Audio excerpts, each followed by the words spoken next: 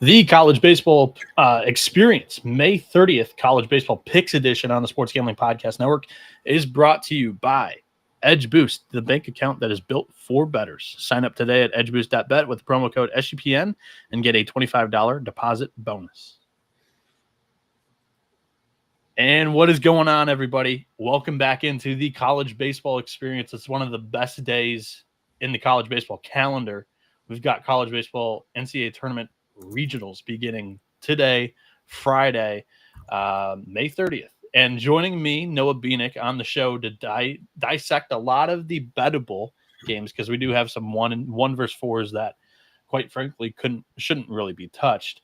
Johnny Venezia, welcome in, my friend, for another time on the show this week. Big week, as always. How are we doing, and how do we like the board today? No, babe, been seeing a lot of you lately. Can't get enough of your gorgeous face here. But we're talking some college baseball, man. This is the best time of year. The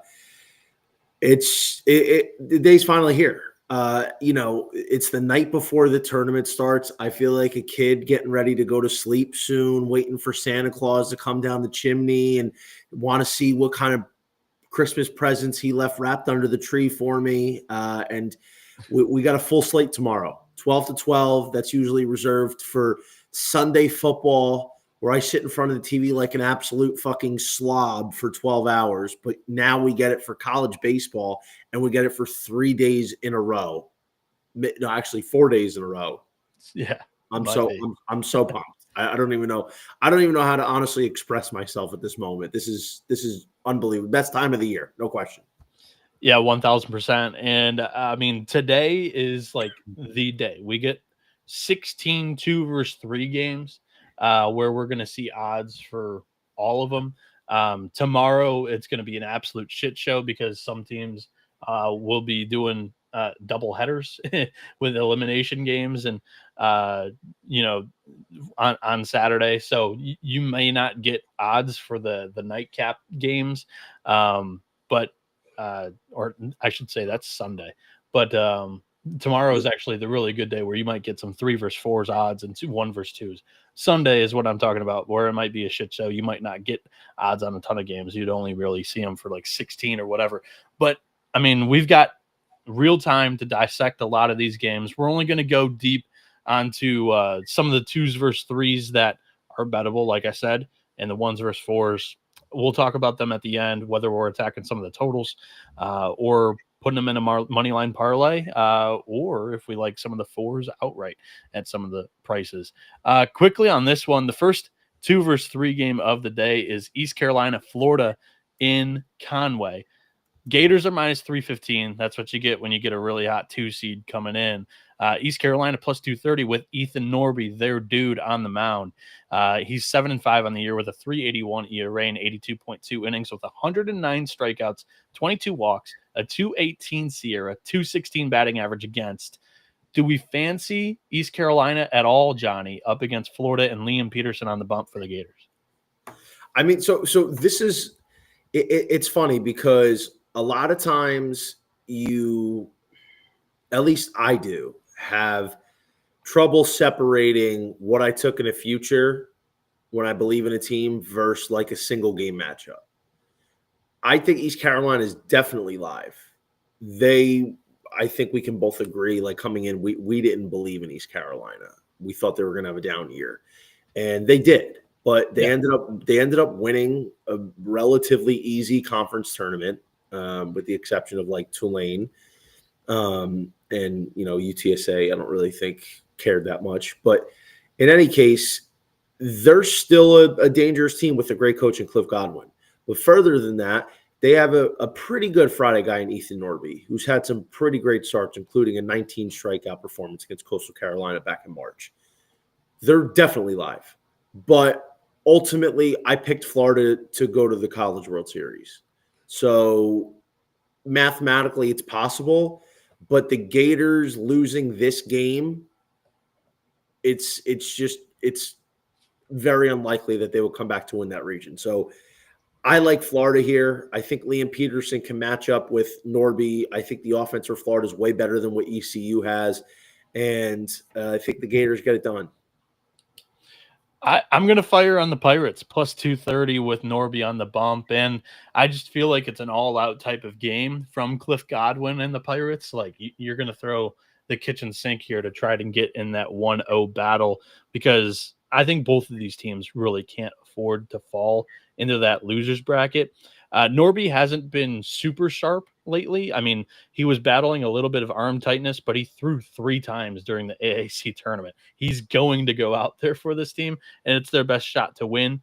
And Liam Peterson in the month of May only had a 4.96 ERA. So I think East Carolina, they have a new mojo. It feels like a new season for them. I'm gonna that's plus 230. I mean, that's pizza money on ECU to win a game. I mean, for some teams, you're betting plus 230 on them to win a regional. So East Carolina, I'll take them in this game here. And let's move to Knoxville, where Cincinnati and Wake Forest are going to play each other. One probable pitcher, one pitcher that I'm currently projecting. The one that I did see float out there today was Nathan Taylor for Cincinnati, which we kind of assumed. This has been their dog this season. He was probably top 5, top 3 starting pitcher in the Big 12 this year. 6-1 with a 270. 6-2 with a 3.67 ERA, 81 innings, 84 strikeouts, 32 walks with a 3.40 Sierra. And then Blake Morningstar, who I'm thinking will probably pitch for the Deacons, went 6-1 this season, 2.71 ERA in 73 innings with 82 strikeouts, 25 walks. In his last 5 starts, he's been really good with a 3.76 ERA. Opponents are just hitting 212 against him.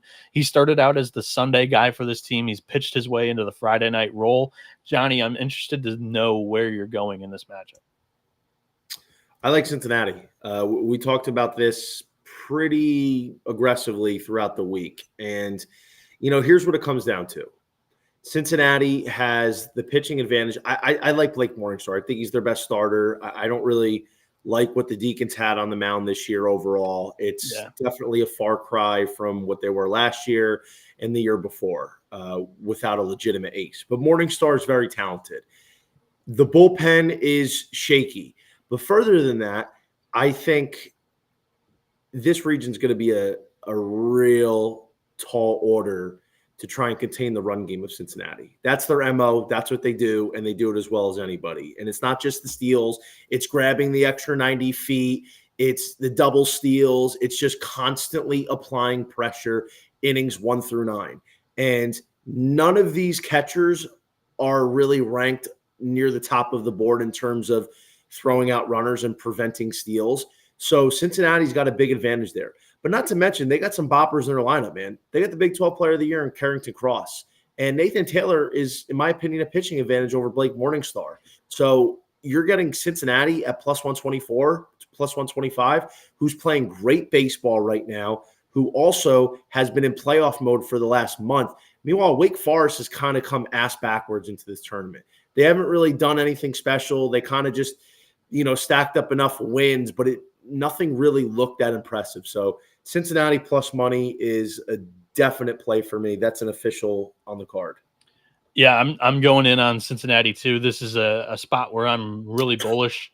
If Cincinnati's going to take a single game in this regional, it better be this one with Taylor on the bump. Because outside of him, I wouldn't necessarily say that they have a pitching advantage anywhere else. The bullpen's all right. The rest of the starting rotation's not that great. But like you mentioned, this team is very, skilled, and they have an identity offensively. And they play in a big park at home in Cincinnati. Now they're heading down to a shoebox in Knoxville, where, Tennessee and Wake Forest power numbers are inflated with a small ballpark. Both of them, their home parks are small. Cincinnati can play, and Jordan Bishop coach teams have a nature of doing this, a habit of doing this. 2021 Central Michigan. I had a couple of buddies on that team. They only hit 12 home runs the entire year, and they go out and they hit half their home run total in one regional, in the South Bend regional. And I had a friend tell me that, the balls that they were using, the seams were lower. So it allows the balls to fly further out. And you see that a lot with these 4s and 3 seeds that, are using balls fresh out of the box, whereas a lot of teams, out of the SEC and whatnot, they're getting fresh balls every other weekend, and they're strictly on brand NCAA baseballs, top notch. And a lot of other leagues, the Big 12 is probably a league that has good balls, but what I'm saying is sometimes for the NCAA tournament, it might just be they're putting in a fresh batch of offensive friendly balls, is one takeaway that could very well happen once again this year after we saw an offensive year that was a little bit down of home run numbers across the board. Cincinnati, I think, could be live in this one and live in the regional as, they drew the 1 seed and the 2 seeds that had the worst fielding percentages out of the field of 64, which is kind of an incredible draw for the way that Cincinnati plays. So plus 124. Let's jump in on Cincinnati. Shout out to Leonardo DiCaprio.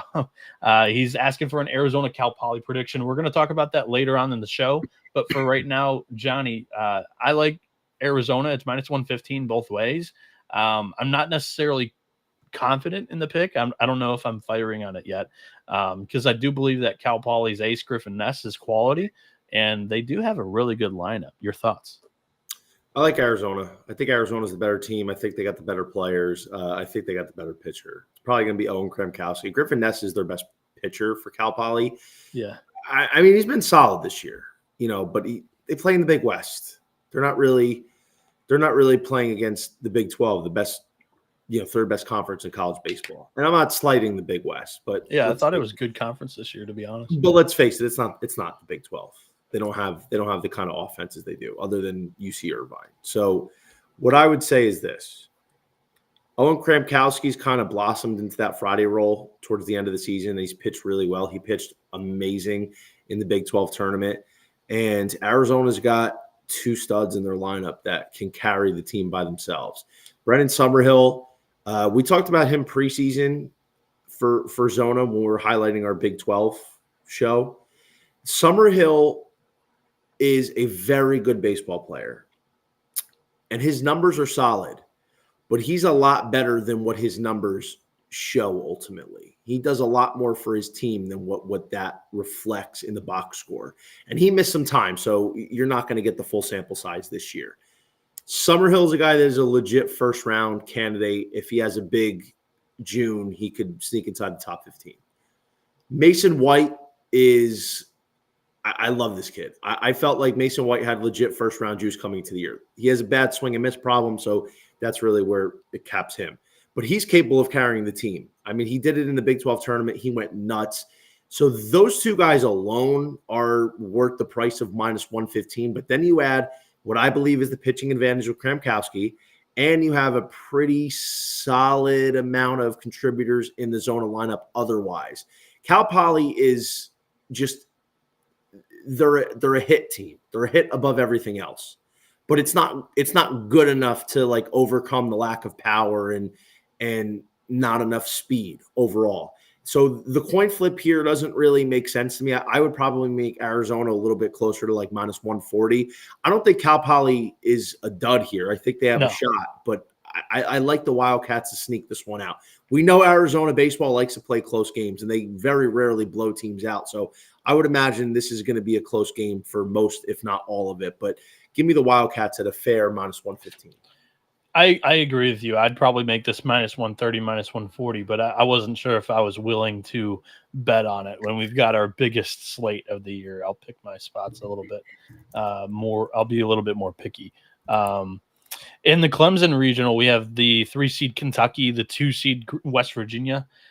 Kentucky hasn't announced a probable starter yet, but West Virginia has. That's their lefty, Griffin Kern, a guy that reminds me a whole lot of Derek Clark from last year, who's 5-2 on the season, 3.32 ERA and 86.2 innings. He's got 92 strikeouts, just 27 walks, a 3.24 Sierra, 2.41 batting average against. His last 3 starts, he's been great, 2.86 ERA.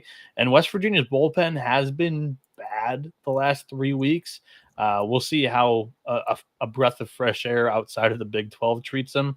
with Kentucky, not necessarily the greatest offense in the world when it comes to hitting for average or for power.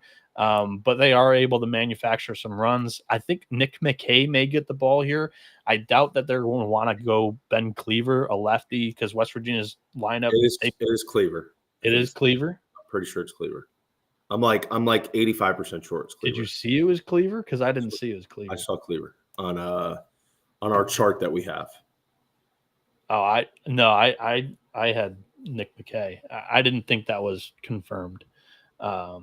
So yeah, I don't think you want to throw a lefty against this West Virginia lineup. I can definitely be wrong. This is just me projecting who they may throw. I didn't see anything when I looked. And the last time I looked was like around 6:00. So if it has come out since, possibly, but yeah, Nick McKay has been the Saturday guy for a lot of them. The SEC weekends, Cleaver was the Sunday guy. That was another reason why maybe they didn't make the jump, in my opinion. But Cleaver didn't throw in the SEC tournament. Neither did McKay, for what it's worth. Scott Roos threw that game. But McKay is who I had. If he goes, I would like West Virginia. But I'm going to hold off because I do think I see this as an even game, pretty close, contested. Johnny, your thoughts here? Who you taking, West Virginia or Kentucky? I don't have anything official. I think it's 50-50. I don't really like either team. I can make a case for both teams, mainly West Virginia, I think, has more talent. Griffin Kern is the better pitcher, no matter who Kentucky throws. I like what Griffin Kern's done. I think despite some bad performances late in the year, Carson Estridge in the bullpen coming over from the starting rotation is a strong arm. West Virginia's lineup top to bottom, I think, is better, but Kentucky is more fundamentally sound. And we covered this throughout the week. Like, they don't make mistakes. They play small ball. They do the little things right. They will bunt you to death. And they've been here before, and they made that run last year. While I don't like Nick Mingione, he knows how to maximize his guys. He knows how to maximize the talent. So Kentucky being minus 105 is interesting. I'd probably wait a little bit closer to game time. I want to see where this line ends up, because I don't really have a strong opinion on this contest. I don't really have a strong opinion on this contest at the moment. I think because I feel like in the regional play, if I think a team outside of Clemson is most likely to win, I think it's probably Kentucky over West Virginia, because despite the fact that they have 19 Q1 losses this year, they've faced much better competition throughout the season. Yeah, if anything, I think my favorite pick is the under 10 in this matchup. It's minus 115 both ways there. I just think that it's going to be a lower scoring battle, and the way that West Virginia's lineup has been hitting recently, or lack thereof, outside of the first Big 12 tournament game, and counting the Kansas series and the K-State series, it's not been as great in run producing lately. Before we get to the other games on today's slate, the SGP guys are going live. They're going to be ripping packs live on air next Monday night. They'll be breaking a case of Panini Prisms with DAPS, and you can get 10% off your favorite team with the promo code SGPN. Go to sportsgamblingpodcast.com/break to get in on the action. And SGPN is also brought to you by Edge Boost. It is the first ever bank account that is built for bettors, ensuring that all gambling transactions are approved. No usage fees, no minimums. You can earn cashback rewards, get a 100% approval rating for all betting deposits. Sign up today at edgeboost.bet with the promo code SGPN and get $25 when you deposit $25, and Edge Boost will match that. That's edgeboost.bet, promo code SGPN. And it's time for Underdog Fantasy, as they are going live on their Pick'em platform with NBA playoffs and their extender bonus. Hop in during game one, and the longer that the series goes, the bigger that the bonus will get. There will also probably be college baseball player projections this weekend. There has been spotty projections throughout the year. I'm assuming that they're probably not going to miss out on one of the biggest weekends of the season. So go over there, Underdog Fantasy, check that out. Sign up with the promo code TCE SGPN to claim your special pick plus first-time deposit offer up to $1,000 in bonus credits. UnderdogFantasy.com, promo code TCE SGPN. And we're back here on the College Baseball Experience. Myself, Noah Bieniek, joined alongside Johnny Venezia as we're running through the Friday slate of NCAA tournament games that we're going to have in college baseball today. Real quick, there's still time. The link is in the description of this YouTube video and the podcast description. Go over there, join our bracket contest that is being run on D1 Baseball. The winner will receive a $250 gift card to the SGPN store on our website. So hurry up and join in before noon when the first pitch happens.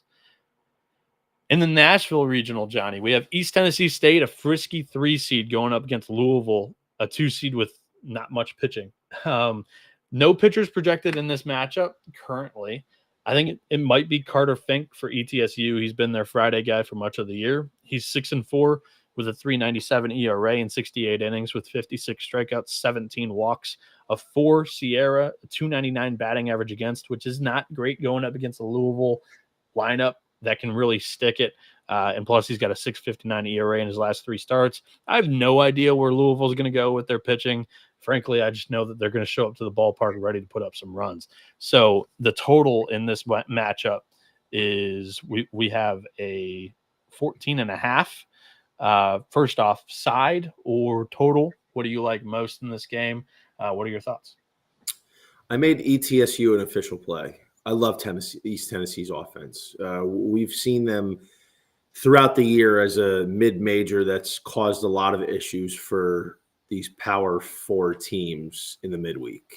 And their offense is a wagon, bro. I mean, like they're drawing shades of what Campbell was in 2022 and 2023. Just an offense that is basically top 10 in most major offensive categories. A team that hits home runs, a team that hits for average, a team that can do a little bit of stealing, depth, multiple sources of production and more than production, absolute superstardom. Louisville, they've kind of been like Wake Forest, in my opinion, just drifting through. I think had Patrick Forbes been fully healthy and Peter Michael been healthy, we might be having a different conversation because Louisville's offense is solid. Like they've got some guys, man. They got Zion Rose, Eddie King, Ali Alisea. So there's production there, and they are very frisky. But I think the pitching is just all over the place. Or East Tennessee, at least you know what you're going to get. You know this offense is going to bang out. And they're an underdog here. And I think the fact that Louisville, even though they haven't played that well, isn't a big favorite shows that East Tennessee State is getting some respect. I'm personally a little surprised that the books know what's up because East Tennessee State didn't even open as a big underdog. I don't think they were anything bigger than like plus 110-ish. So I'm surprised the sports books even know about them. But they're getting respect on the market. So I like East Tennessee State here. I think they have an advantage, and I think they're somewhat live to win this region. Yeah, to your point, we really didn't ever see betting odds throughout the season on East Tennessee State, so they didn't even know how to gauge the betting public and how they would act when they saw the Buccaneers pop up on the screen. The only thing that's holding me off there is like Louisville's pitching. I don't know who's gonna go. It could be Patrick Forbes, and if it's Forbes, I'm probably not willing to bet against it just because I've seen it in person. When it clicks, he's on, and I'm not willing to jump in front of that. Especially with Carter Fink, who's not been in great form with ETSU. I'd be more inclined to take the over 14.5 in this matchup.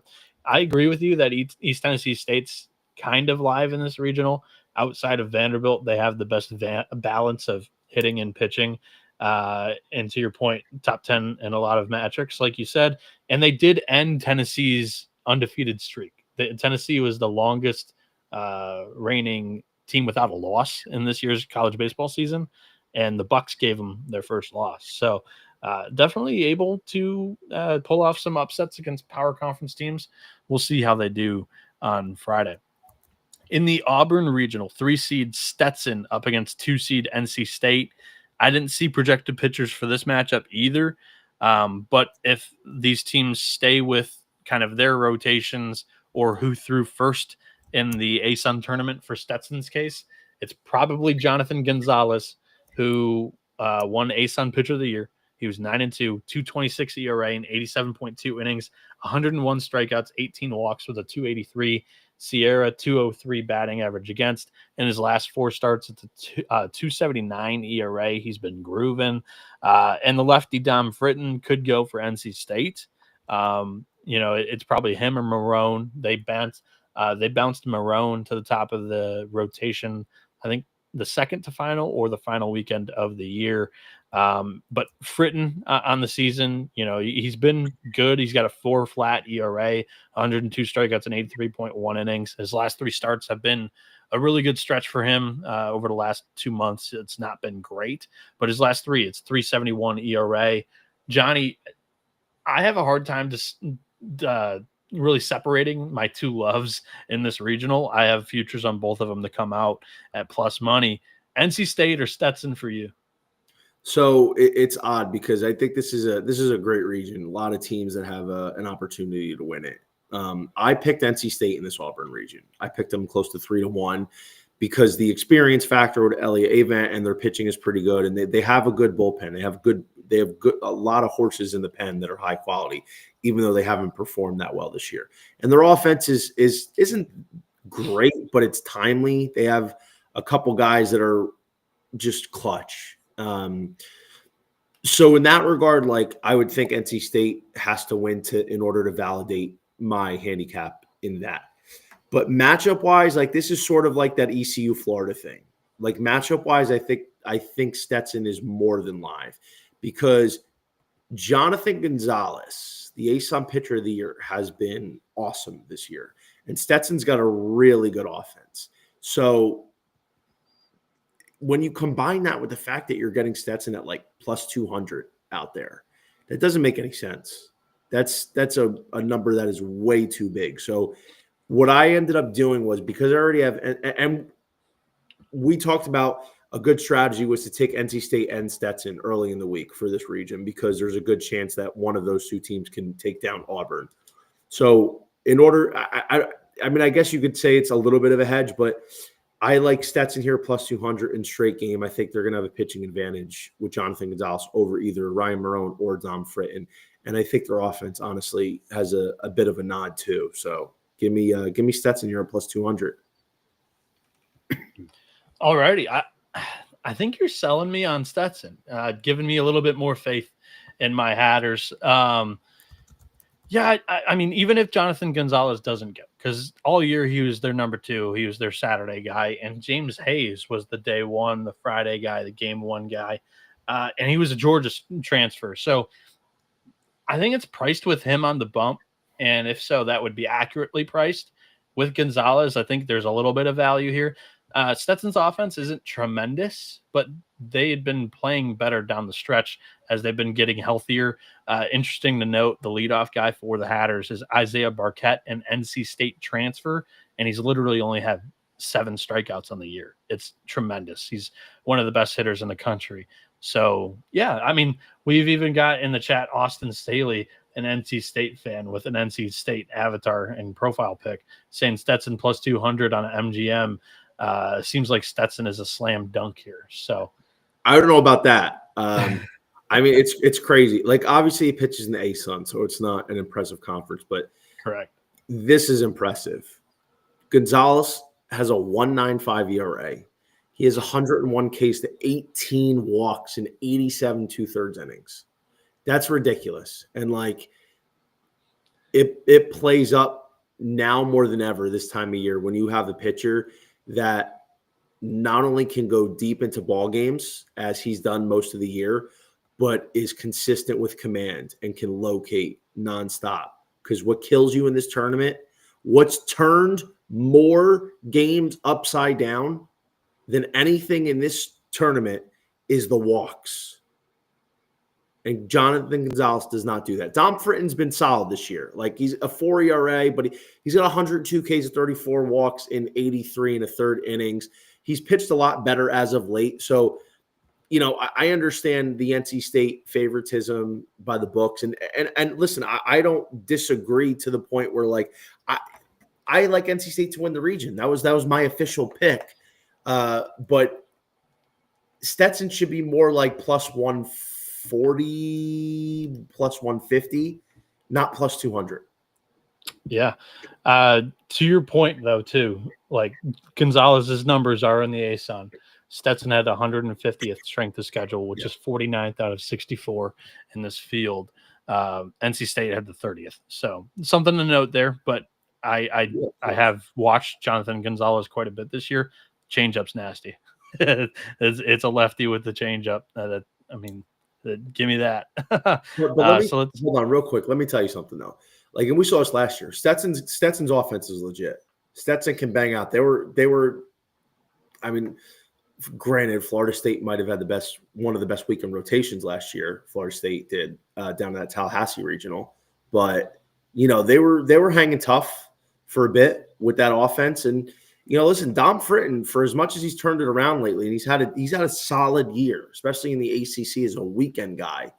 But he's had some blowout outings. I mean, he gave up six runs to Miami, 4 runs in 4 innings to Clemson. He gave up 5 earned to Louisville in 2 2/3, 5 earned to Virginia in 5 2/3, 4 earned to Duke in 5 2/3. So he's had some opportunities to where he can get beat a little bit.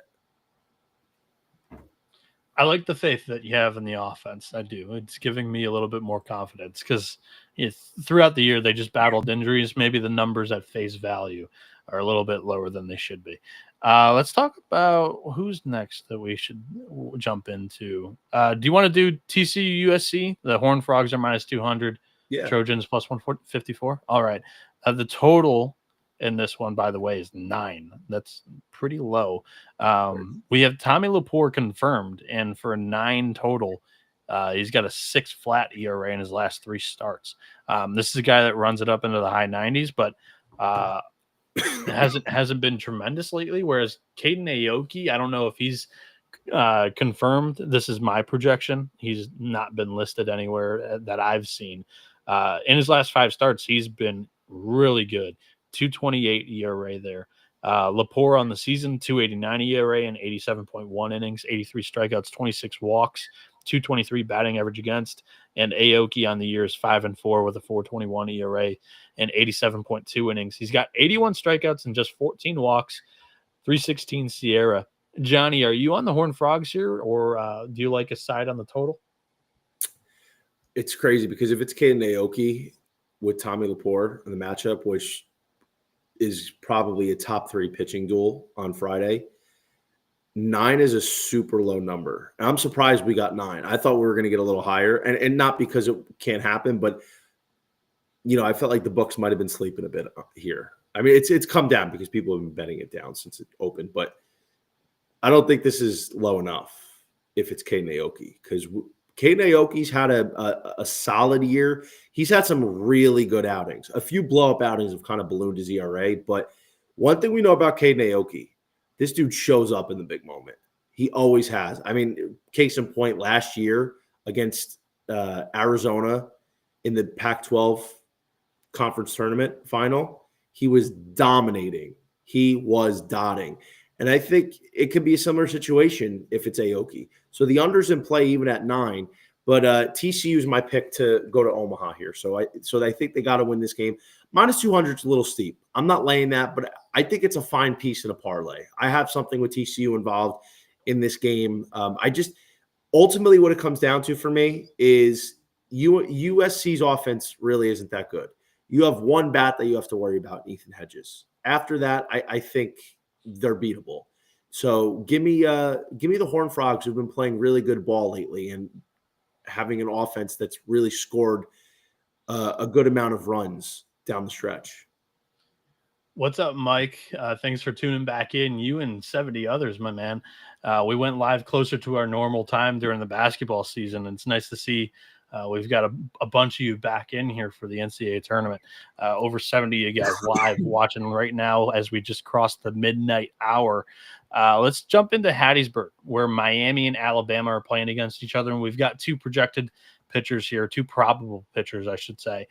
For Miami, it's going to be AJ Siskar. In 8 starts, he's 5-1 with a 3.77 ERA and 57.1 innings, 56 strikeouts, 14 walks. He's got a SIERA of 293, a batting average against of 205. His last 5 starts, he's been great, 279 ERA.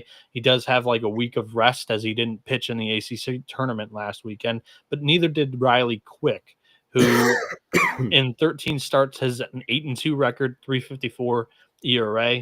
In 56 innings, he's got 64 strikeouts, 20 walks, a 3.10 ERA, 310 SIERA, 255 batting average against. His last 4 starts, he's been good with a 3 ERA.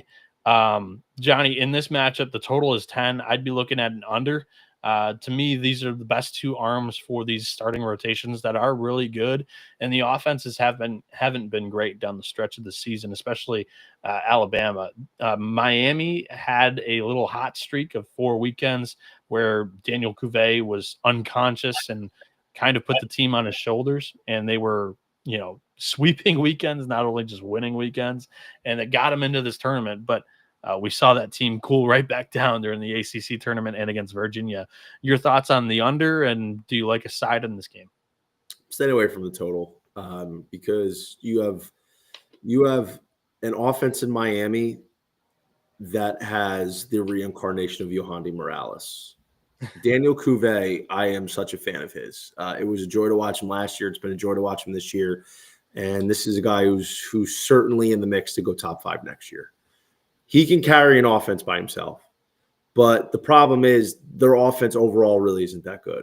So if Cuvée doesn't have a big game, I don't know if Miami's going to score that much unless Alabama and Riley Quick and their bullpen just decide to give out free passes like it's Halloween candy. Alabama's got a lot of boppers in their lineup as well, but they've had a really bad hit or miss situation going on, more miss than hit down the stretch. That's cost them. So you don't really know what you're going to get. But what I do know is I like Riley Quick here. I think this is a good move by Rob Vaughn. He's been their best arm. He's been pretty consistent all year. And AJ Siskar is talented and he's done well, but he's a freshman. A lot of times, especially the fact that Siskar hasn't been a weekend rotation guy all year.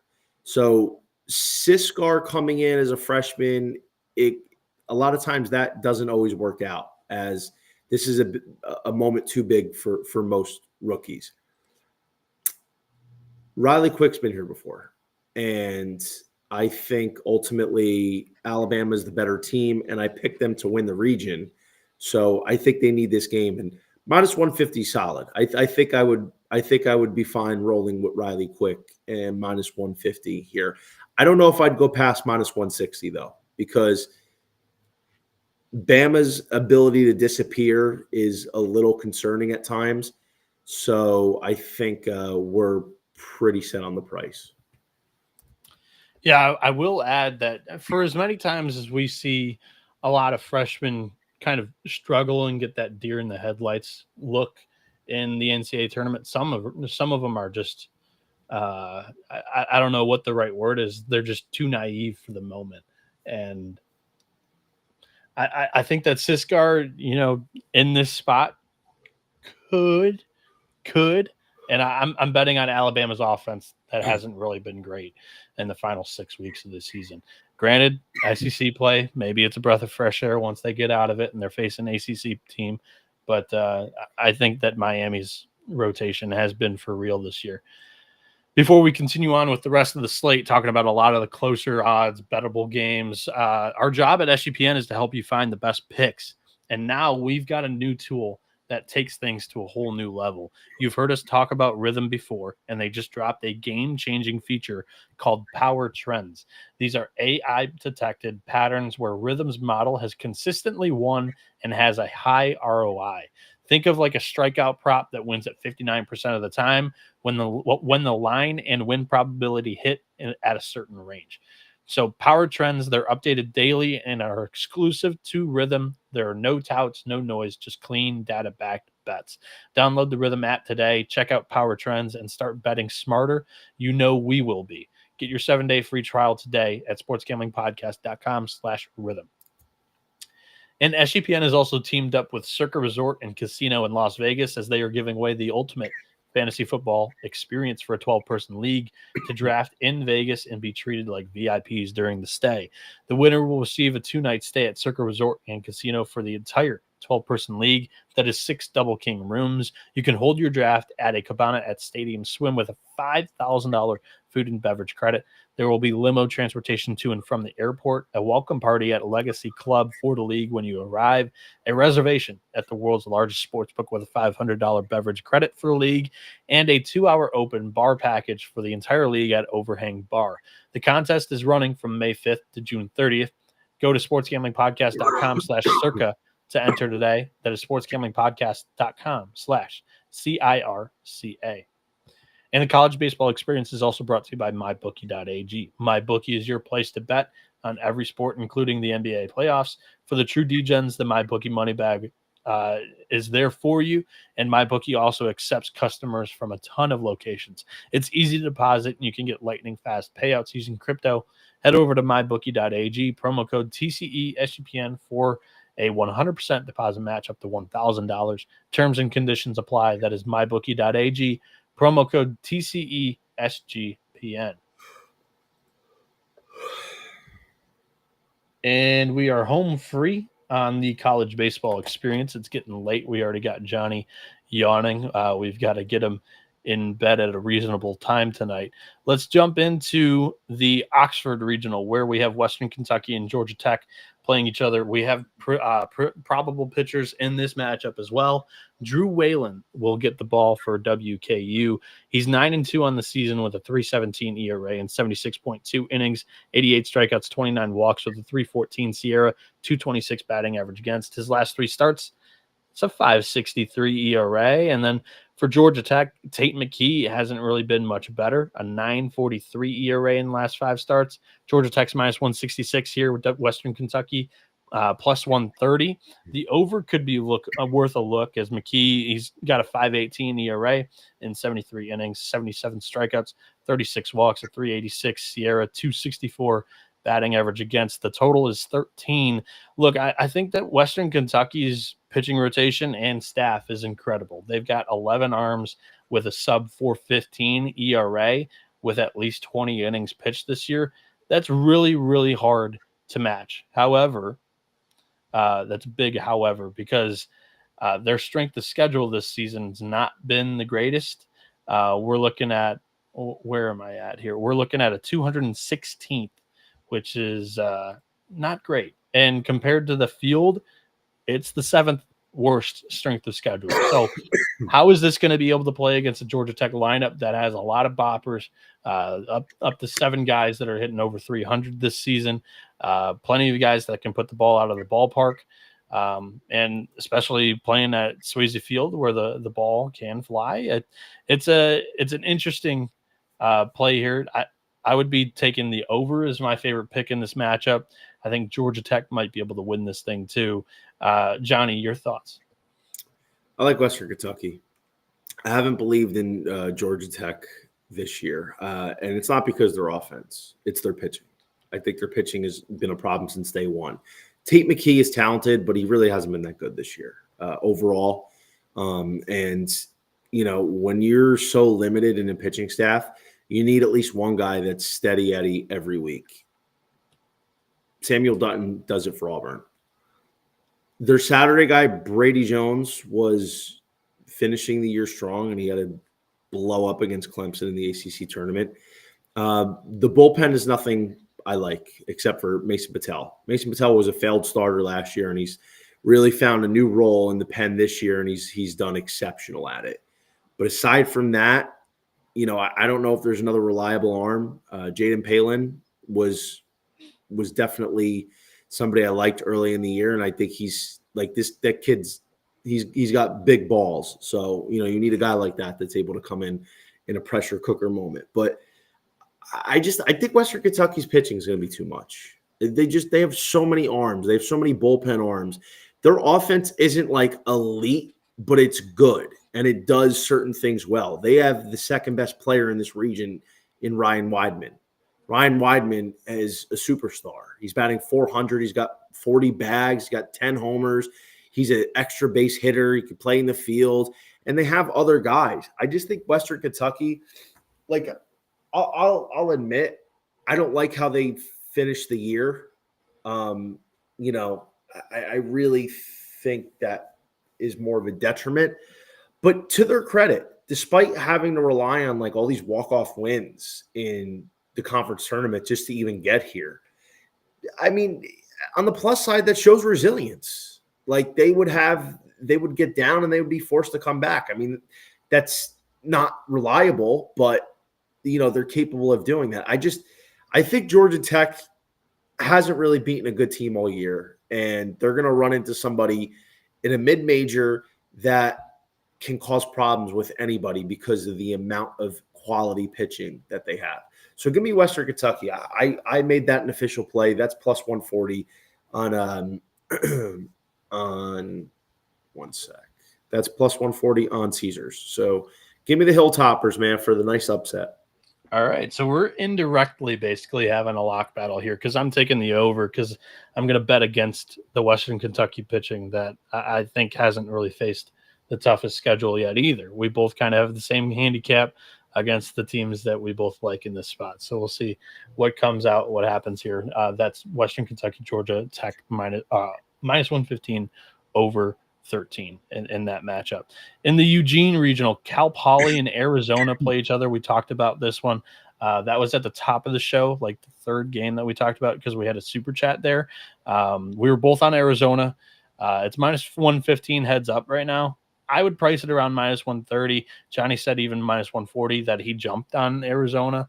I'm a little bit more hesitant with the Wildcats, and Kramkowski's got a 647 ERA in his last three starts, but he did look good in that Big 12 regional. Let's do the Chapel Hill regional. Ooh, this is a good one. This is my favorite bet of the day. I'm going to take Nebraska money line plus 145. I think this is incorrectly priced.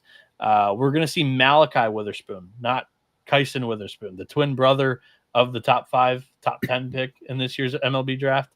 The twin brother has not been great. 7.80 ERA in his last three starts.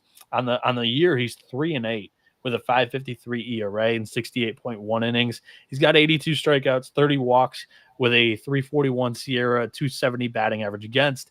But he's going up against Nebraska's number one right now, Jackson Brockett, who has a 2.01 ERA in his last 7 appearances.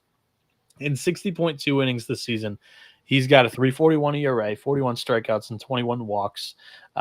This, I think, is one, a pitching mismatch, but two, you have a red-hot Nebraska team who just won the Big Ten title. They won it because they had a second life after pretty much they should have lost against Michigan State. Right fielder Parker Pico, unfortunately, drops a line drive fly ball that would have ended the game and eliminated Nebraska and ended their season. Yet they're on a magical run now. Johnny, are you in agreement with me on the Cornhuskers plus 145 in this spot? I am. So Nebraska was like trending towards plus 220, I think, at one point. And as soon as the decision for Skip Johnson came out that he's throwing Malachi in this one, it torpedoed in favor of Nebraska. And it's come down $70 in some cases. I actually gave out Nebraska plus 170, which is on Bet Rivers. It's crazy how much money Nebraska has been getting in the last like 24 hours. But ultimately, Nebraska's got the pitching advantage, I think. Malachi Witherspoon is, he's been hit or miss this year. I mean, he's had a couple, like he's either 6 innings, 1 run, or he's 3 innings, 6 runs. And that's tough to overcome. And I don't think Oklahoma's offense is good enough.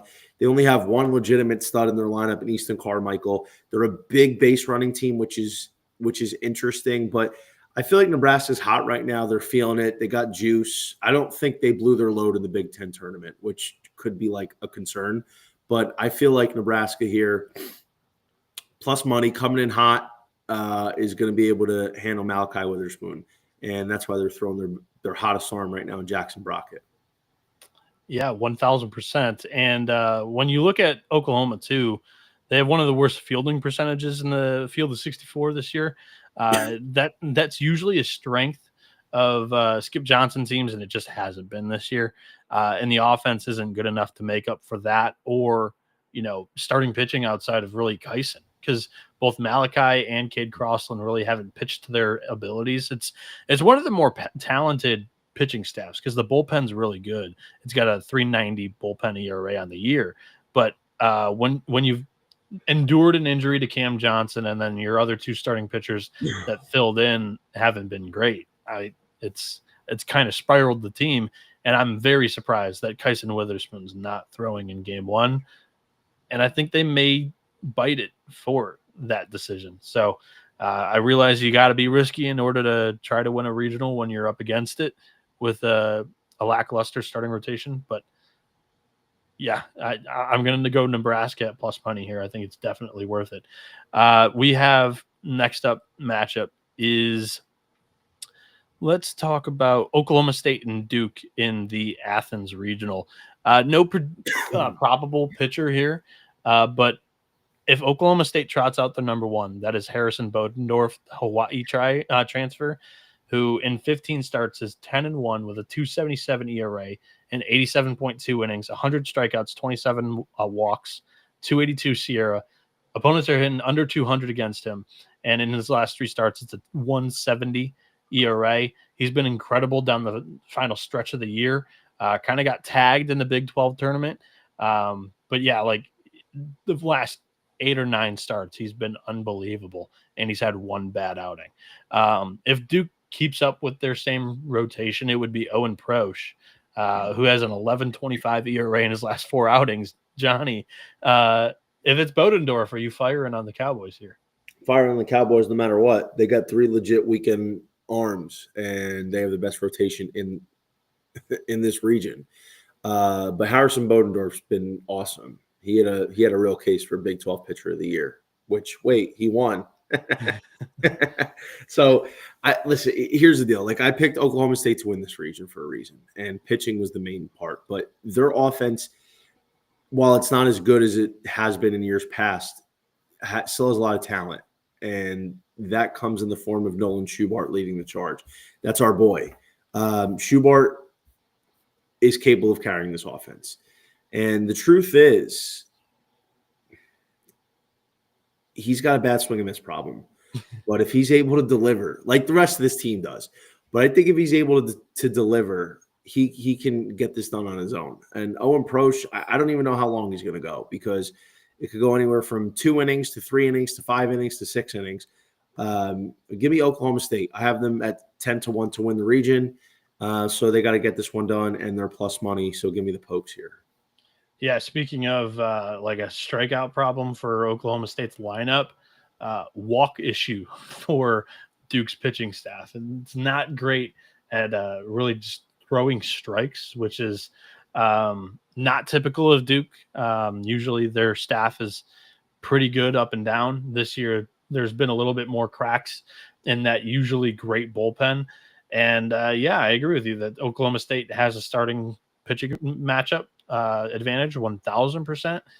And if they go to one of their better arms in a tight game, they'll be able to, I think, keep that lead. They've really got like 3 bullpen arms that I feel great about. Johnny, you got something else? Yeah. So, I mean, this is an interesting point. So by the numbers, their bullpen's been awful, but they have not just high octane arms, but these guys are studs. Like Gabe Davis is a stud. He's had a bad year. Yeah. Like, it's not been the usual Gabe Davis. I personally thought moving him to starting rotation, that experiment was miserable from the jump. I didn't even think that should have ever happened. Ryan Urey quickly ended for what it's worth. Quickly ended. Ryan Urey is a lefty that I think was up to 102 in the fall. It was a bad gun. It's like 96, but still it's high octane. Especially as lefty. Like looking, where is he? Hunter Watkins, this is an interesting arm because Hunter Watkins spent some decent time in the rotation.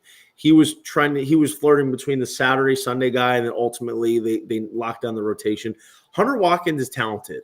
I know the ERA is a little bit bloated, but this kid is pretty talented. And, the big thing for him is the 13 home runs that he's given up. But for him to come in one inning and, piece this thing together, because listen, let me tell you something. If Harrison Bodendorf can come in, throw 6 or 7 good innings, then you piece it together with Ryan Urey and Gabe Davis. So I like the Pokes here. I think they're going to find a way.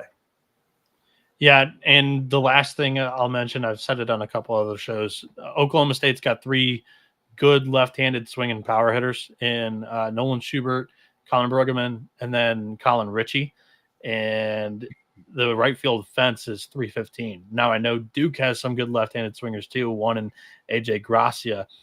This weekend between these 4 teams, it's kind of going to be a home run derby.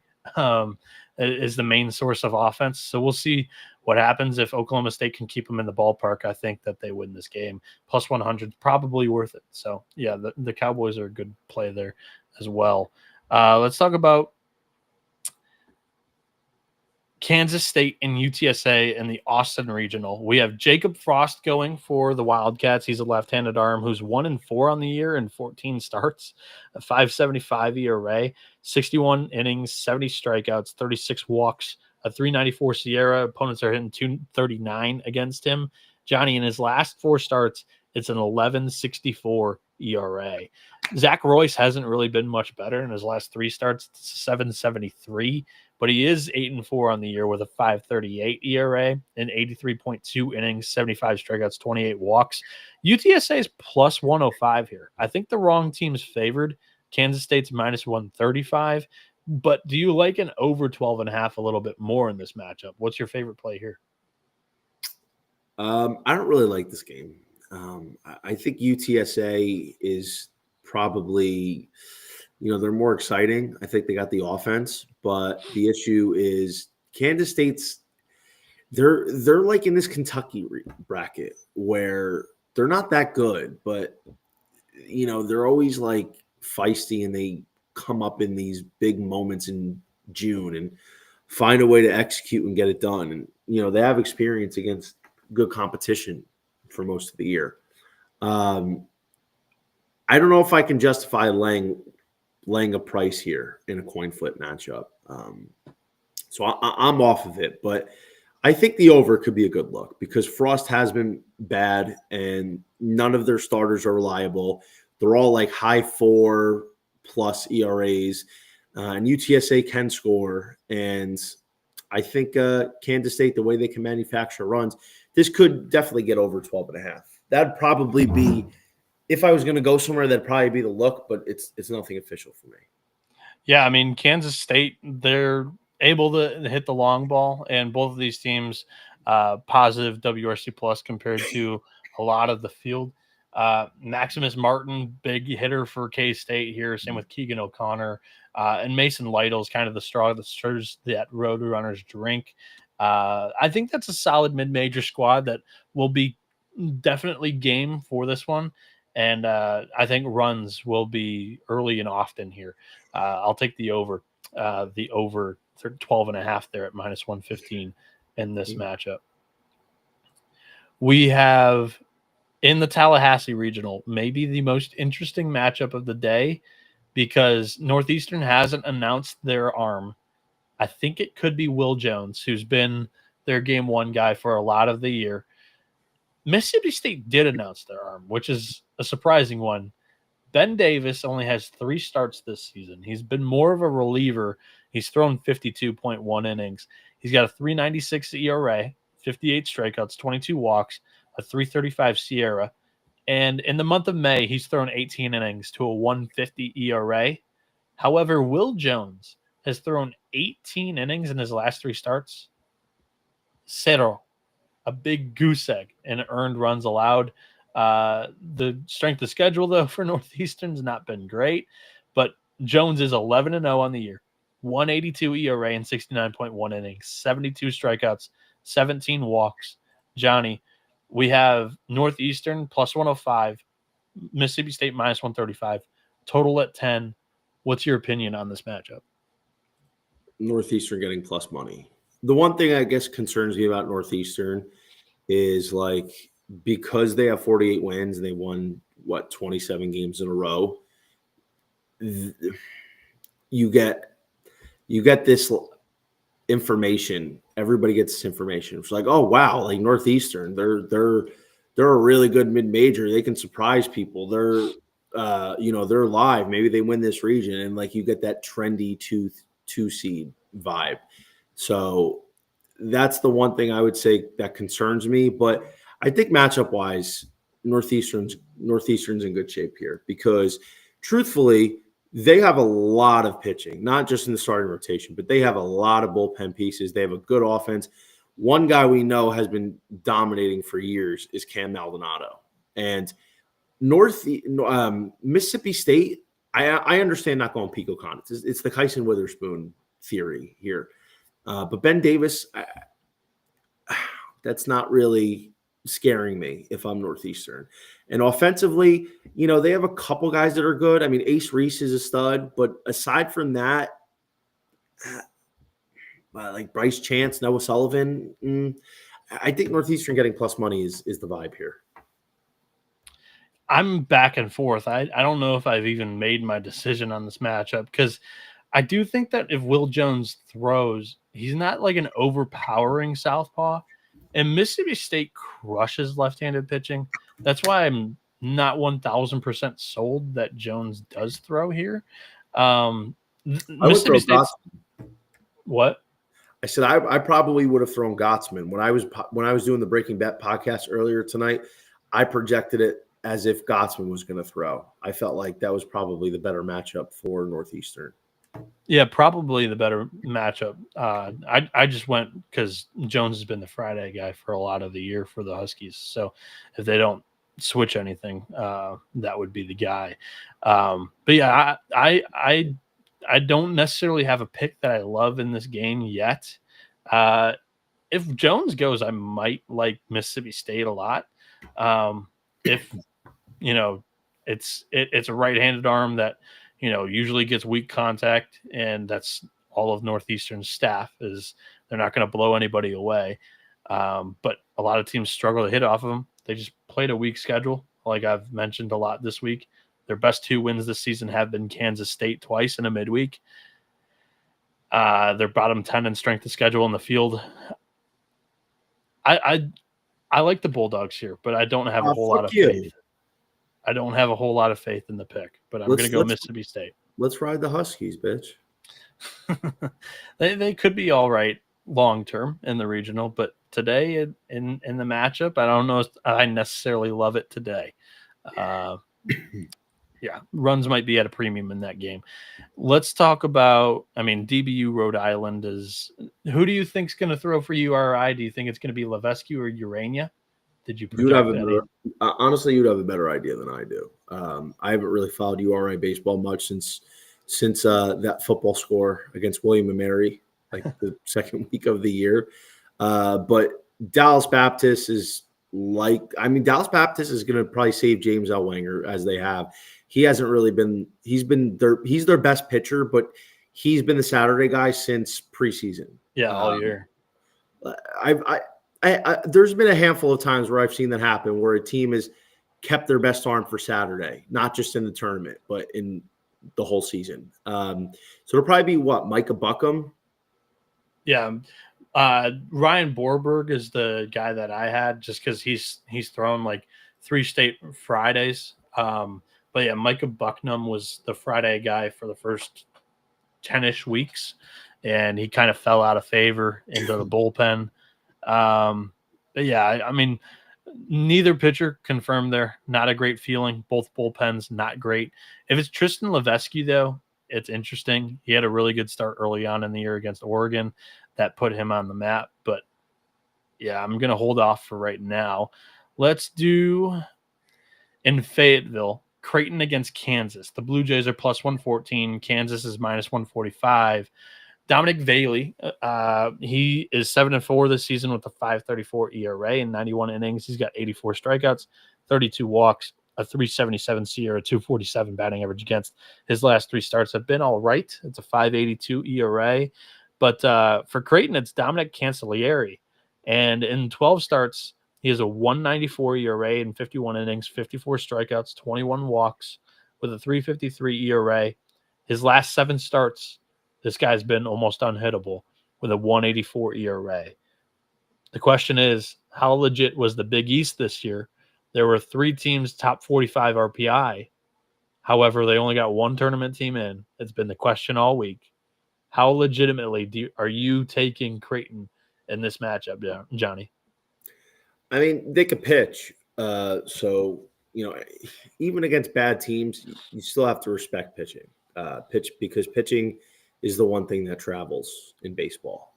But I picked Kansas to win this region. That's my official pick. 7-1, I gave them out at the beginning of the week. And it's a matchup you have to win. I think Dom Vagley, goes out there, throws a good game. He is capable of taking over a ball game. He can easily go out there and go 8 shutty. The Creighton offense isn't anything special. They're pedestrian at best. So the truth is, the real question is, what do we think Kansas offense is going to do against Cancellieri? This rock chalk offense has been really good this year. 100 home runs, batting just under 300 as a team. They don't really have any speed, but they have a star in Brady Ballinger, who was Big 12 Player of the Year caliber. So I don't think Cancellieri's seen any offense like this year. I'm not saying Kansas is like top 10, in any stretch of the imagination as an overall offense, but they're pretty good. And they have a lot of different guys that can do damage. So I like Kansas otherwise, but because I picked them, I have to feel obligated to go with them regardless. But this number's come down. A lot of people are betting Creighton, and they're kind of getting that feel like, hey, Kansas is overrated. There's this sleeper mid-major team, this other trendy dog like a Northeastern. Let's bet them. And as a result, the numbers shifted in favor of Creighton. And to be honest, I'm fine with it. I don't care if people want to bet Creighton. I like Kansas, so I'm probably just going to wait and see if more people are going to bet Creighton and maybe get Kansas down to like minus 135. I don't love Creighton at this price at all. I don't know if I even love them in the matchup. Yeah, their pitching's been great. Again, kind of the Northeastern thing. Against who? The 181st in strength of schedule, and the offense has been dog water, like against that strength of schedule. So I do think that even if Cancellieri goes 6 or 7, the bullpen's good for Creighton, but it's not as good as Cancellieri.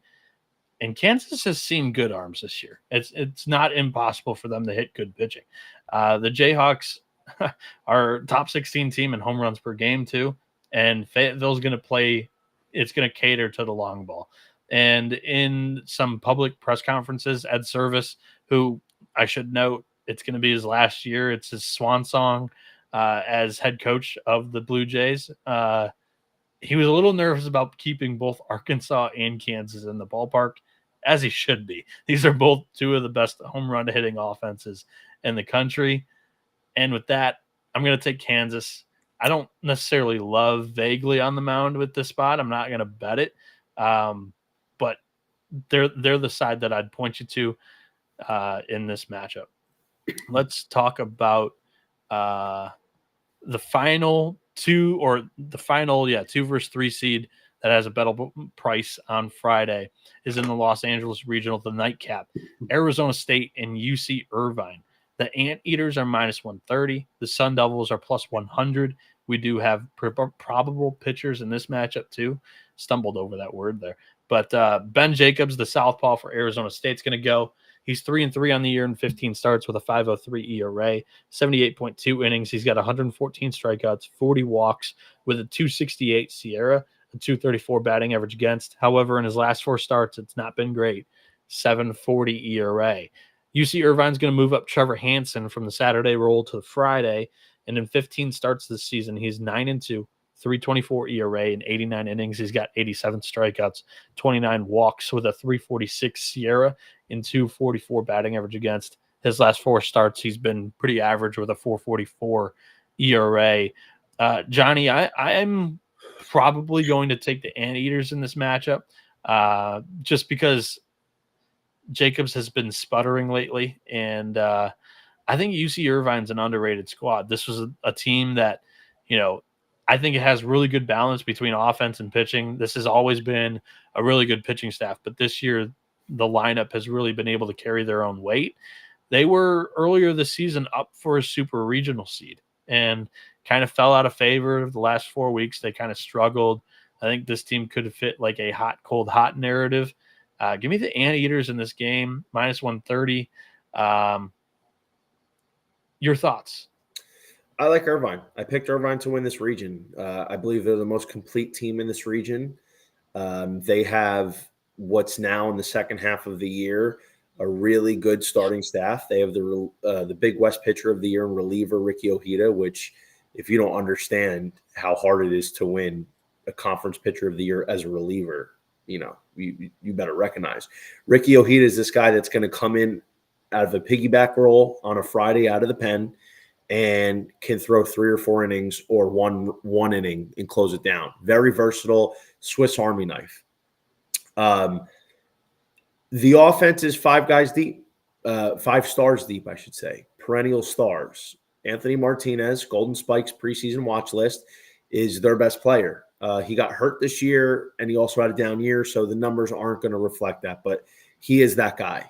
Chase Call, one of my favorites. He's been a stud all year. Jacob McCombs, Colin Yaman, they have dudes, and they're a complete team. And I understand that they didn't finish the year strong, but I'm not overly concerned because they are just so talented, and I think they're going to get this done.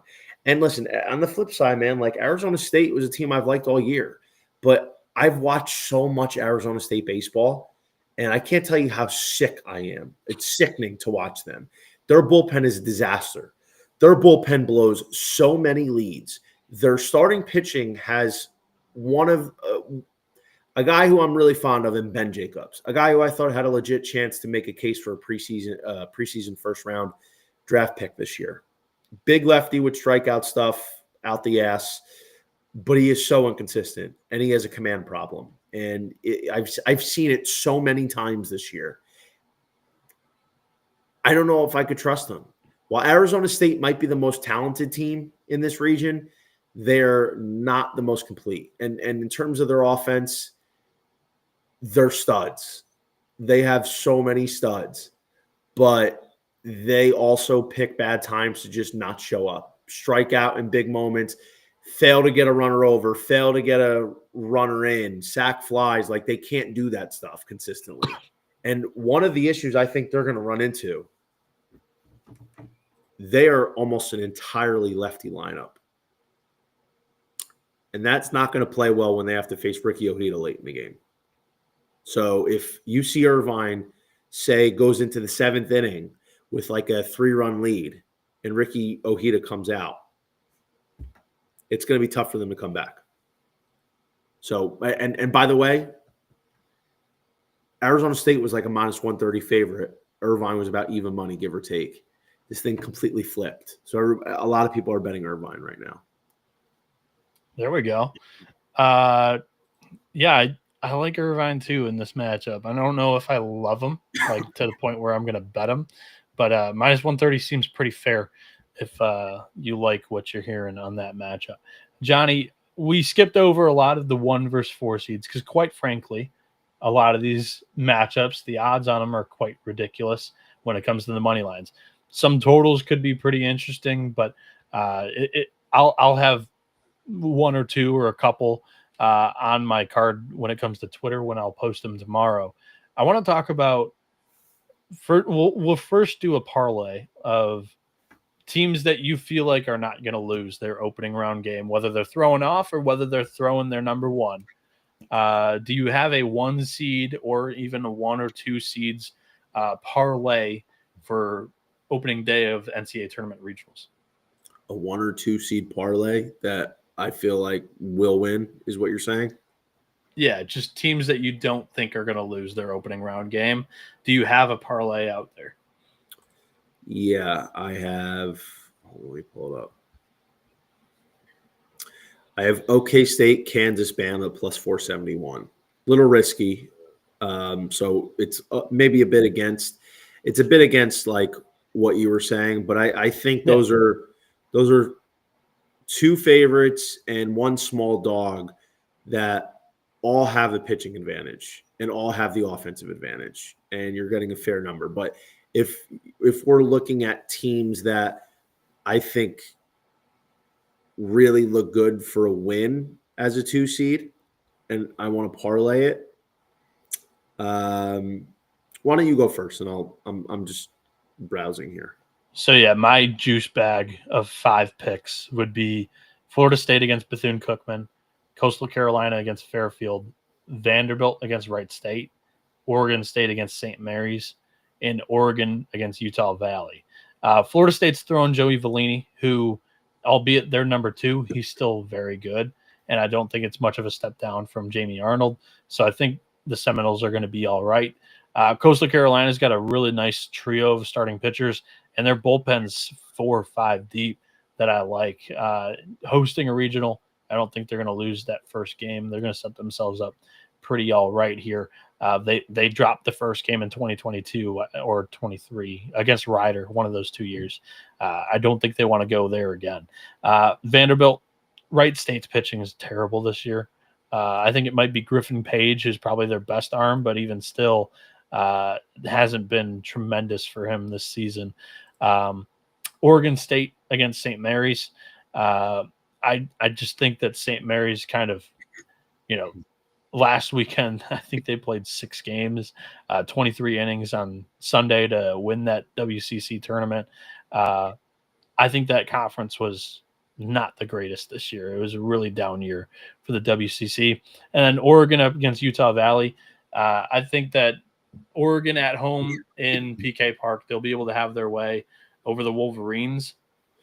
This one's a little bit interesting. This is probably my riskier one of the 5 because I don't know who's going to pitch for Oregon yet. And so, but I think that if it's either Colin Clark, Grinzel, or Wrights, they'll be all right in that matchup. So all that comes out to plus 120.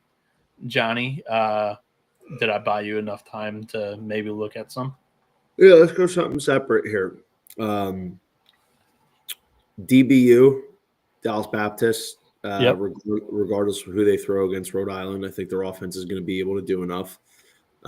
Typically, I don't trust Dallas Baptist in the postseason, but I think against Rhode Island, that should be fair game. I mean, if you can't beat Rhode Island, there's a serious problem. Vanderbilt, same points you said. JD Thompson's going. Wright State, they're in Vanderbilt. I think they're going to be ready to play. And let's go with somebody a little bit smaller, TCU. I think TCU, Tommy Lepore, it's not enough to just win your first game in this tournament, in this regional, but you can't lose a game where your ace is throwing. So I like Tommy Lepore, TCU. That comes out to plus 129, 3 legs. All right. And then the 1 seed most likely to lose. And Johnny, I'm going in on this one. I like it quite a bit. It's an in-state little brother in USC Upstate. I think they have a chance to knock off Clemson, as the Tigers are not throwing their ace Aiden Knock. It's Drew Titsworth, and I want to love Titsworth, 1, because it's an awesome name. 2, he's from Michigan, the home state. But in his last 5 starts, he's got a 6.05 ERA. I don't know if Clemson's taken this Spartans team seriously enough, because Amp Phillips, their ace, who is throwing in this matchup, in 11 starts, he's 7-2 with a 3.58 ERA in 78 innings, 72 strikeouts, 28 walks, 375 Sierra, 208 batting average against. His last 3 starts have been stellar with a 142 ERA. I think Ant Phillips is the real deal because the Big South can really stick it. That's a very offensive conference, one of the more offensive mid-major conferences in the country. And Upstate, I mean, they've already seen Clemson once this year. It didn't go their way. It was a midweek matchup too, so their pitching was stretched much thinner. Some of these 4 seeds can be frisky with their ace on the bump.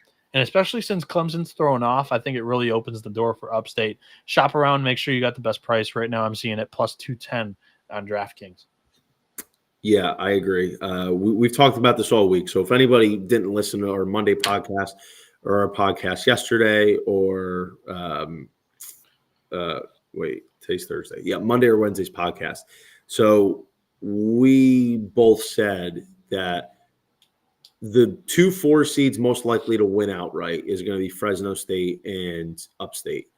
And I have a lot of experience watching Upstate because I had several futures on Campbell in the past few years. And every time Campbell was trying to win the Big South, Upstate was the one team trying to poke him in the ass. I agree with every point you said. And when I found out it was Drew Titsworth today, not Aiden Canuck, I was like, I think this is an Upstate spot. I picked Clemson to win the region, but it wasn't like a convincing pick because I felt this is the second biggest up for grab regions, and Upstate is live. They have a great offense, and they're in a small park. Yep. And the fact is Clemson has been super streaky this year, and they've been on the wrong side of being streaky as of late. The fact is Drew Titsworth throwing, and he's been solid since he moved into the rotation. But I think the mental aspect, like you said, I feel like they're probably not taking Upstate seriously. I just feel like that is a possibility here. So I gave out Upstate a plus 265 on Bet Rivers, which is an insane price. It's insane. And then on Fresno State side, I gave them out at plus 240. I've been calling for Fresno State's upset since Monday when lines came out. I think UCLA is the most vulnerable 1 seed in the tournament here. I think there's a realistic chance that they could finish 4th in their own region. They could. I think it's possible. So the fact is UCLA's not – they don't even have like a legitimate arm that they can throw that's pure dominance. They don't have a legit Friday guy. They just have a few like solid pitchers. They're solid, and they're Big Ten solid. They're not even like SEC solid or ACC solid. I think Fresno State's gonna have the pitching advantage with Jack Anchor on the mound. We covered Jack Anchor. He's got 111 Ks, so 20 walks in like 90 innings. His bloated 5-something ERA is a mirage because his Sierra is sub 3, and they have a perennial star in Murph Gray. Fresno State is not getting enough respect. I think those two are live. I played them both. Full unit, gave them both out. And I got news for you. If you have like 20, I don't know what people's units are, but say you're $100 better. Your unit is $100. Throw like $25 on a Upstate Fresno State parlay. It's like plus 900 on DK. $25 for a little fun. I think it's possible. I think those 2 4 seeds have a very good chance to win. If not one, both of them have a very good chance to win. Yep. Yeah, KK, I know we skipped it kind of in depth, that Dallas Baptist Rhode Island game. We mentioned it a little bit. Johnny threw it in a parlay here too. But if we talked about all 32 games, it would be a 2-hour show. And it almost is a 2-hour show. We want to give people a little bit of time prior to noon to be able to listen to it. And Danny Dumbshit asks if Wright State is atop my Michigan rankings. The Raider gang is located in Dayton, Ohio. So that's about 6 hours from me. I do love Wright State's program. They're just not necessarily as good as they've been in years past. Still ran away with the Horizon League, though. But that's going to wrap up our show. My favorite bets of the day, to recap, I like East Carolina plus 230, and shop around for all the best prices here. Make sure that you, on your book or books that you use, are playing the best one here. Cincinnati plus 124, Stetson plus 200, Miami and Alabama under 10 at minus 115, Western Kentucky, Georgia Tech over 13 at minus 115, Plus 170, Nebraska. Plus 100, Oklahoma State money line. Minus 115, Kansas State UTSA over 12.5. Plus 210, USC upstate. And, I mean, Johnny co-signed it as well. Plus 220, Fresno State. We've been talking about those 2-4 seeds all week as being the most live. Stay up to date on Twitter as well. Follow me, NoahB77 _. I'll post the final card. I'll be adding some of those 1 versus 4 seed totals as well. Dilly Dagger saying thank you for all the hard work this season. Other than UCLA and Clemson, what teams would you leave out of a moneyline parlay of all 1 seeds? I think Miami, Ohio is a frisky 1, and Tennessee kind of all over the place. They've been really hard to figure out this year. I wouldn't say they're coming into the NCAA tournament with the most momentum out of other national championship defending teams. Other 1 seeds, Johnny, other 1 seeds that you're a bit nervous about that you're not necessarily betting, but you're also not going to throw in a parlay.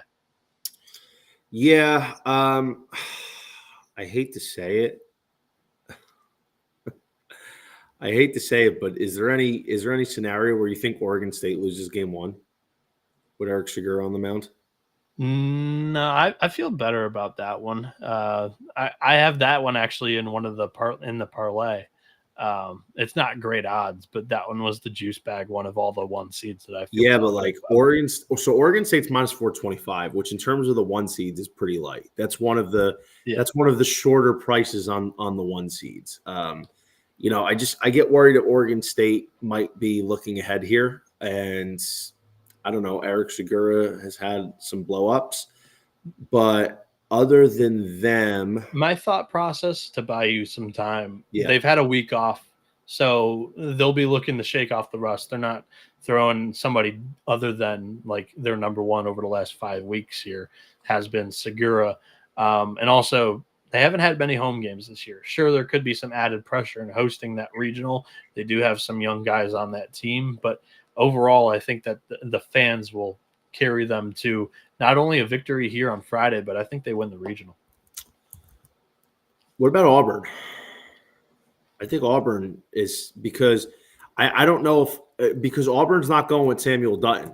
Yeah, Cam Tilley's pretty volatile. I don't have a whole lot of faith in him, but I don't have a whole lot of faith Central Connecticut State's going to be able to square up Tilley. He's got a sub 180 batting average against this year in the SEC. It's a pretty talented arm. He's got good stuff, but again, volatile. I think Auburn is a team that I'd be a little bit weary of. I don't like their pitching because let's say like Cam Tilley last 2 appearances, three earned, 3 innings, 4 earned, 5 innings. So let's say Cam Tilley gets roughed up and he gets a quick hook and he gives up three runs again in 3 innings, right? And maybe, this is a little bit more of a battle early on that they would have hoped for. Then who do you go with?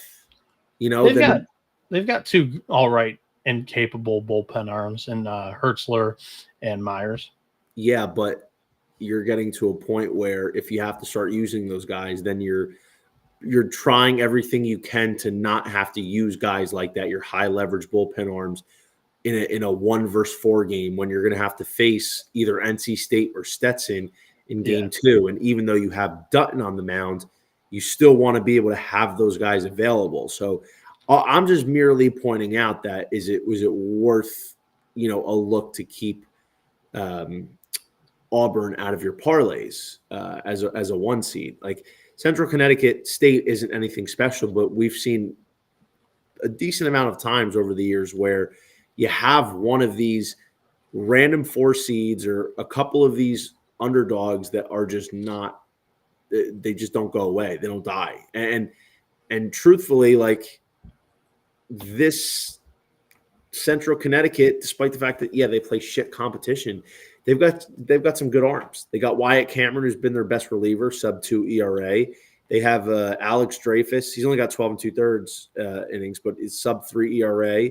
They have Richie Kersetter, who's got a 3.5. They probably go Vincent Borghese, a 4.22 ERA. decent strikeout to walk ratio. All I'm saying is, like, it's possible. I probably would say Auburn is somebody that I wouldn't want to be playing on a parlay here. Johnny, before we got out of here, we just crossed the 1,000 viewer mark across all platforms. We've got over 85 watching live right now at 1 a.m. Let the people know where they can find your picks throughout the weekend. Yeah, for sure. So obviously I'm on Twitter _JohnnyVTV. On my Twitter, in my bio, you will see a link to my subscriptions. You can get my postseason second half college baseball package for $100 for the month. And it's been up for a while, so it could have gotten the entire package, but I give out all my picks, trending almost 55 units plus on the year. I have a full locked, stocked, and barreled 10-play card for Friday. So get on it now, get all my winners, get all the futures and every single play, plus access to the Discord. So sign up today. Yeah, you can follow him also on social media at _JohnnyVTV. You can follow me at NoahB77 _. I'll be posting all of my official picks on the morning of, prior to a lot of the games that will take place. Also, I'll be writing articles over on 11point7.com of some of my best bets. And then I'll be here every single night with you guys, running through a lot of the slate, doing pretty much what we did tonight with a lot of the bettable games on the slate. And that'll be Friday. So tonight, Saturday night, Sunday night, if there are multiple Monday games going on as well. So this has been the College Baseball Experience. I appreciate everybody tuning in tonight. Make sure you follow the show at TCE on SGPN. You better start thinking about